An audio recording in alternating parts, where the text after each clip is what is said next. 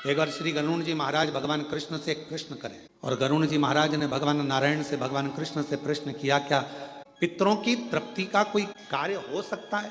ये 16 दिन जो पितृपक्ष के आते हैं, इन 16 दिन में हम पितरों के लिए क्या कर सकते हैं? कोई ऐसी कथा हमारे शास्त्रों में वर्णित है क्या? तो क्यों नहीं? भगवान कृष्ण और गरुण का संवाद कहता है, भगवान कृष्ण और गरुण का संवाद वर्णन कर रहा है। क्या कोई चरित्र ऐसा है जो हमारे जीवन को श्रेष्ठतम दे, आनंद दे? एक चरित्र है। कहा, गरुण जी एक रुचि नाम के राजा हुए, जिन्होंने अपने गुरु की शरणागति ग्रहण कर उन्होंने अपना घर परिवार सब छोड़कर एक समय भोजन ग्रहण करना और भगवान का भजन, सब कुछ छोड़ दिया। वन में निवास कर रहे हैं, वन में घूम रहे हैं, वन में निवास कर रहे हैं, वन में भ्रमण कर रहे हैं।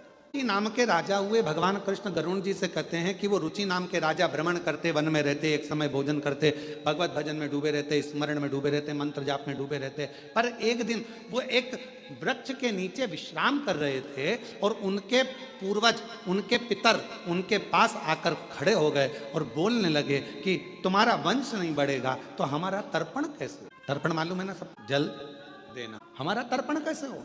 कभी कभी मन में आता है, एक प्रश्न खड़ा हो जाता है कि कई लोग कहते हैं गुरुजी ये तर्पण क्यों दिया जाता है, पितरों को पानी क्यों दिया जाता है, ये पितरों को जल क्यों दिया जाता है, अस्थियों को जल में क्यों डाला जाता है? कई बार एक मन में भाव उत्पन्न हो जाता है कि व्यक्ति अपनी जिंदगी में तृप्त होकर नहीं गया, उसकी तृप्ति नहीं, वो जिंदगी भर प्यासा ही रहा। प्यासे से मतलब क्या है? मेरे को अभी ये और करना है, मन में तमन्ना, मुझे अभी ये और करना है, मन में तमन्ना, मुझे अभी ये करना है, और तमन्ना। एक काम पूरा होता नहीं है, दूसरे काम की तमन्ना बढ़ जाती है, दूसरा काम पूरा होता नहीं है, तीसरे काम की तमन्ना बढ़ जाती है, तीसरा काम पूरा होता नहीं है, मुझे ये काम करना है, मुझे वो काम करना है।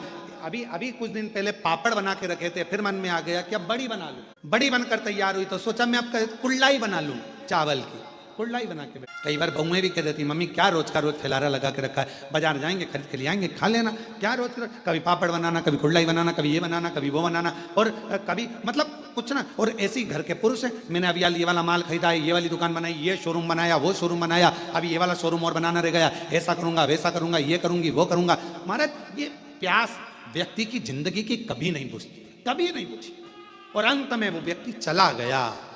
इसीलिए मेरा तो हमारा ये अंदर का मन कहता है, इसीलिए व्यक्ति को कहना पड़ता है कि इसको तृप्त नहीं हुआ, ये तृप्ति धारण नहीं कर पाए। वस्तुओं से तृप्ति रखो, घर के सामानों से तृप्ति रखो, पर परमात्मा की कथा से कभी तृप्त मत हो।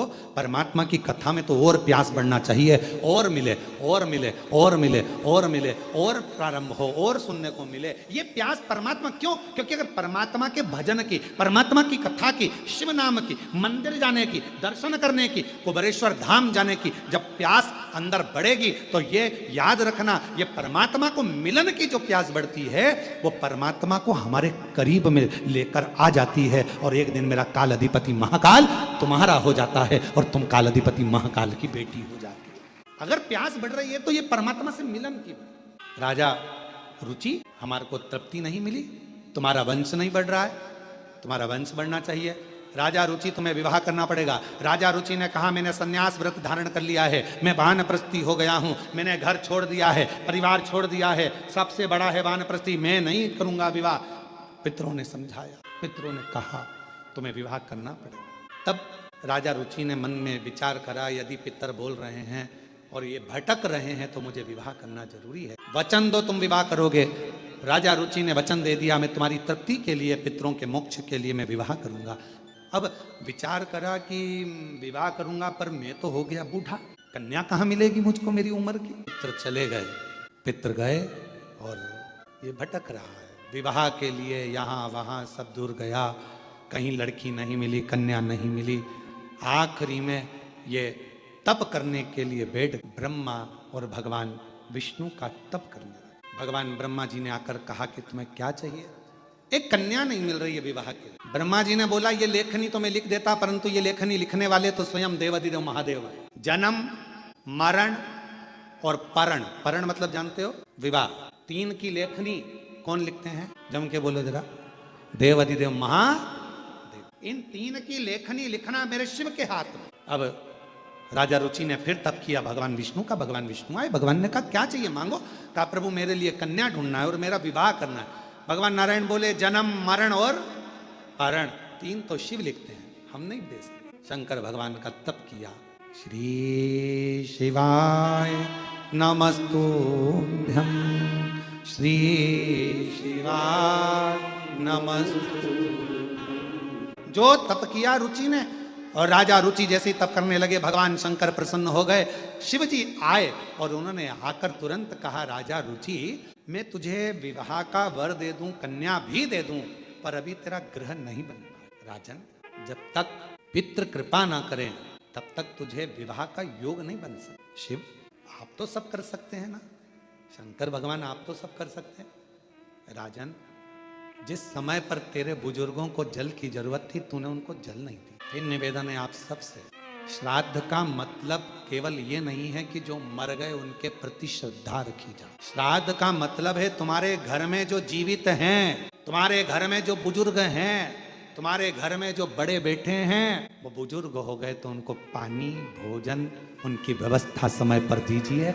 ये श्राद्ध का मतलब ये नहीं है जो मर गए उनके प्रति श्रद्धा, उनके प्रति रखो श्रद्धा, मतलब हम ये नहीं कहेंगे कि मत रखो, मना नहीं है। आप अपने पूर्वज चले गए, उनके प्रति श्रद्धा रखो, उसका मतलब श्राद्ध है, हम मानेंगे। पर हमारी शिव महापुराण की कथा कहती है, ये शिव तत्व कहता है कि सबसे बड़ी 16 दिन की श्राद्ध से मतलब रखना कि अपने घर में जो बुजुर्ग हैं, अपने घर में जो बड़े हैं, अपने घर में जो बुजुर्ग माता पिता हैं, उनके प्रति श्रद्धा हो तो समझ लो कि ये श्राद्ध का महत्व है।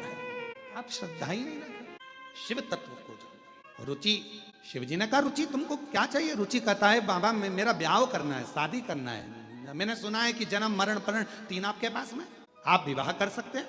शिव जी ने कहा, पर तुम्हारे पितृ तृप्त नहीं है।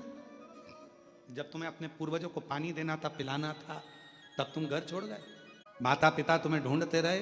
होता है, एक लड़का जा रहा था मोटरसाइकिल लेके, उसने जो बुलेट चालू करी वो बम बम बम बम बम बम, जो उसने चलाना चालू करा, पापा ने आवाज लगाई, ए बेटा इधर आ। दौड़ के आया बेटा, ए बेटा रवि, जा तो मुझे थोड़ा सा पानी ला दे बेटा, एक गिलास भर के, जा जल्दी से उड़कर। लड़का दौड़कर अंदर गया, अपनी मम्मी से कहा, मम्मी मैं काम से जा रहा था और पापा ने मेरे से पानी लाने का कह दिया, पापा को एक गिलास पानी दे देना। और बेटा दौड़कर बुलेट चालू करी, भम भम भम भम चालू करके, भट भट भट भट भट भट भट भट। माँ आई, एक गिलास पानी लेके दिया। पति ने पूछा, क्यों तुम पानी लेके आई? मैंने पानी तो तुम्हारे बेटे से मंगा था, तो वो इतनी जल्दीबाजी में कहाँ गया? इतने में माँ ने सिर पे पल्लू लेकर बोला, रेलवे स्टेशन पे प्याऊ लगाई है बेटे ने, पानी पिलाने गया है। बाप ने माथा टोका, स्टेशन पे पानी पिला रहा, बाप यहाँ मंग रहा तो चिल्ला रहा। ऐसे ढेर सारे चले। रुचि, जब तुम्हारे बुजुर्ग तुम्हारे से पानी मांग रहे थे तुमने घर छोड़ दिया, जब तुम्हारे बुजुर्ग तुमसे जल मांग रहे थे तुमने घर छोड़ दिया, और अब कहते हो कि मैं तुमको कुछ दूं, तो तुम्हें उन बुजुर्गों को प्रसन्न करना पड़ेगा, तुम्हारे पितरों को तृप्त करना पड़ेगा। तृप्ति का कोई मूल साधन जिससे मेरे पितृ तृप्त हो जाए। हाँ, यदि श्राद्ध पक्ष के अंदर प्रदोष तिथि पड़े और श्राद्ध की प्रदोष के दिन यदि शाम के समय पर प्रदोष काल में एक 4 बत्ती का गाय के घृत का दीप लगाया जाए और 4 पितरों का स्मरण किया जाए। 4 पितरों का स्मरण करो, वो 4 बत्ती का दीपक जलाकर, पहले अग्निस्वधा पितर, दूसरे वर्षद पितर, तीसरे आज्ञ पितर और चौथे सोमपति पितर। इन 4 पितरों को नमन करो, प्रणाम करो, और वो 4 बत्ती का दीपक या तो पीपल के वृक्ष के नीचे या मेरे शिवालय में जो प्रदोष के दिन अंकित कर देता है, जला देता है, प्रकट कर देता है।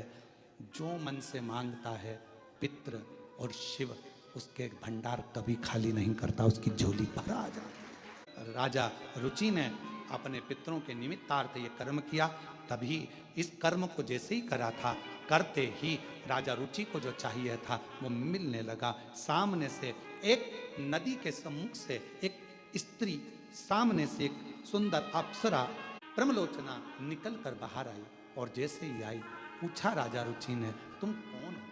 कहा, मैं अप्सरा हूं ब्रह्मलोचना। आपने पितरों को तृप्त करा है दीप लगाकर, क्या चाहिए तुम्हें? मेरा विवाह नहीं हो रहा, कोई कन्या चाहिए। राजा वरुण की पुत्र की पुत्री मालती, जो तुम्हें इसी स्थान पर जहां तुमने शिव की आराधना करी है, शंकर की आराधना करी है, जहां तुमने पार्थिव बनाकर पूजन करा, इसी भूमि पर वो मालती का दर्शन होगा।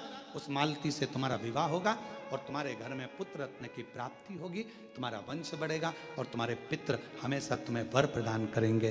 बस वो मालती का प्राकट्य होता है और वरुण के पुत्र की पुत्री मालती का सम्मुख में आना, रुचि के साथ विवाह और दोनों का निवास करना।